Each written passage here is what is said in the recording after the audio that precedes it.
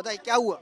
ये हम लोग आते हैं, हम लोग रोज बैठते हैं, हम लोग 8-9 दिन से यहाँ बैठ रहे। किसान यूनियन के नेता भी हैं, किसान यूनियन के नेता हैं। आज हम लोग आए हैं प्रोटेस्ट करने के लिए, न्याय मांगने के लिए। तो यहाँ अन्याय हो रहा है एकदम सामने। ये ब्रजभूषण शरण इनका घर है, अन्याय अत्याचारी साला।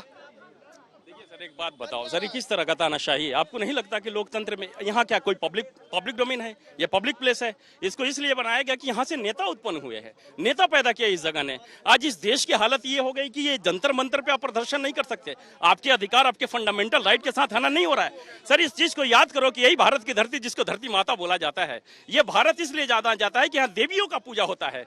इसके समर्थन के लिए आए हैं? जी बेशक हम समर्थन के लिए। मैं रात की जो सिचुएशन देखा, हमने रात भर में सोया नहीं हूँ। मेरी भी एक बेटी है और आपके चैनल के माध्यम से, एक बहुत बड़ा चैनल है आपका, एक भारत देश के लोगों के साथ मैं एक संदेश देना चाहता हूँ कि मेरी 10 साल की बेटी है। कल मेरी बेटी अगर किसी पद पे जाएगी, लड़ेगी, उसके साथ अन्याय होगा तो वो हमसे पूछेगी कि पापा जब ये हालत था हमारे देश में, जब हमारे देश की सर्वोच्च शिखर पर पहुंचाने वाली लड़कियां जब अपने अधिकार के लिए, अपने अधिकार के और न्याय के लिए लड़ रही थी, तो तुम क्या कर रहे थे? तो मैं बोलूंगा कि बेटी मैं उस वक्त जंतर मंतर पे जाके खड़ा था। मैं ये मैसेज देना चाहता हूं, जितने भी भारत के लोग, जितने भी बहन है, जिनकी बेटियां और जिनकी माँ है, उनका ये अधिकार बनता है कि यहाँ है। और किस तरह का तानाशाही है, दिल्ली पुलिस किस तरह की तानाशाही कर रही है। सर क्या हो रहा है ये देश में?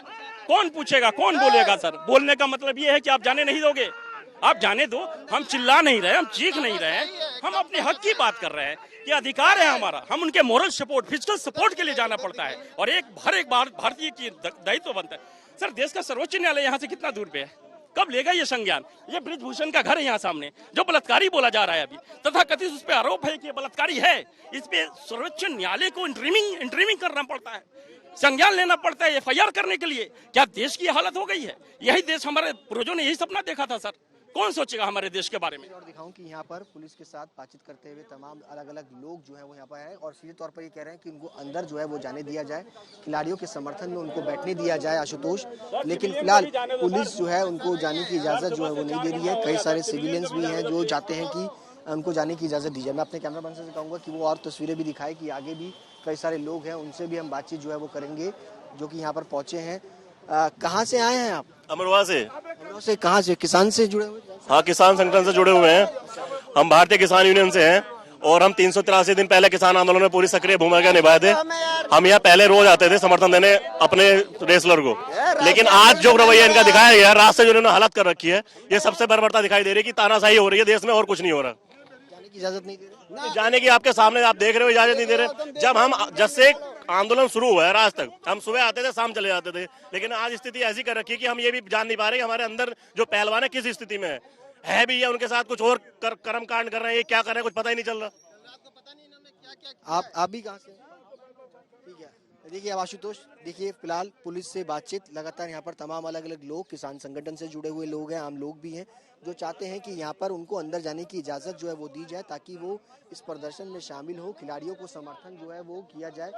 निश्चित तौर पर जब रेसलर जनवरी के महीने के अंदर यहाँ पर धरने पर बैठे थे, उस वक्त कोई भी राजनीतिक दल, राजनीतिक पार्टी का कार्यकर्ता मंच पर जो है वो नजर नहीं आया था। लेकिन हम आपको बता दें कि इस बार जब ये खिलाड़ी बैठे थे 23 अप्रैल को, उस दौरान से ही लगातार खिलाड़ियों की तरफ से ये आह्वान किया गया कि तमाम राजनीतिक दलों को यहाँ पर आने की इजाज़त जो है वो दी जाएगी, अपना मंच पर जो है अपनी बात रखें, हमें समर्थन दें।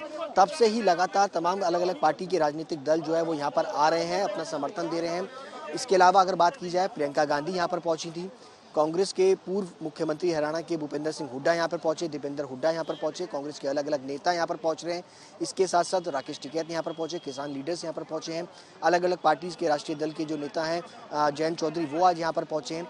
यानी इस पूरे आंदोलन में अगर कहा जाए तो जमकर राजनीतिक रूप भी जो है वो नजर आ रहा है, क्योंकि देश के अलग अलग राज्यों के अंदर चुनाव हैं। इसके अलावा हरियाणा में अगले साल भी जो है वो चुनाव है।